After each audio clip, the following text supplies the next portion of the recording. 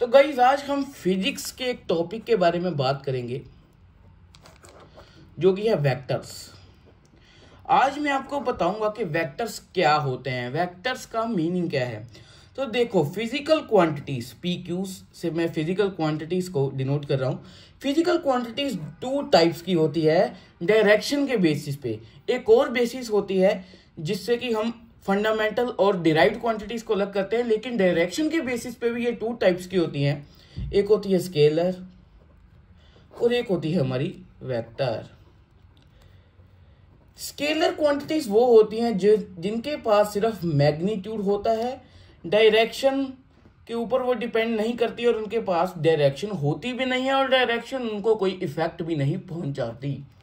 Vector quantities वो होती है जिनके पास डायरेक्शन भी होती है और मैग्नीट्यूड भी होता है।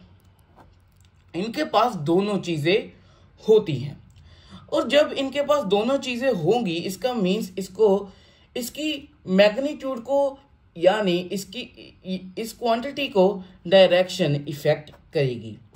तो अगर और इसके साथ सबसे मेन पॉइंट तो ये है कि ये वेक्टर लॉ ऑफ एडिशन, जो कि टू लॉज होते हैं, एक ट्रायंगल लॉ होता है और एक पैरेललोग्राम लॉ होता है, ये इसको मानना चाहिए, तभी ये वेक्टर कहलाएगा। अब वेक्टर की डिनोशन ऐसे होती है कि वेक्टर के ऊपर यानी जब हम मान लेते हैं V एक वेक्टर है तो उसके ऊपर हम ऐसे लिख सकते हैं। अब वेक्टर की भी कुछ अपने डिनोशंस है, जैसे कि अगर हम वेक्टर कंपोनेंट लिखे यानी वेक्टर कंपोनेंट मींस वेक्टर की डायरेक्शन। वेक्टर कंपोनेंट से हम वेक्टर की डायरेक्शन फाइंड कर सकते हैं। तो मैं आपको एक सिंपल एग्जांपल देता हूं वेक्टर का, कि अगर एक बॉडी पे फोर्स इधर से लग रही है और इधर से लग रही है, सोचो ये 4 न्यूटन फोर्स है और ये भी 4 न्यूटन फोर्स है, तो इसका F टोटल क्या होगा? इसका F टोटल क्या होगा? 8 थोड़ा ना होगा, इसका F टोटल होगा 0, क्योंकि ये वेक्टर है, फोर्स एक वेक्टर है और ये डायरेक्शन के ऊपर डिपेंड करता है।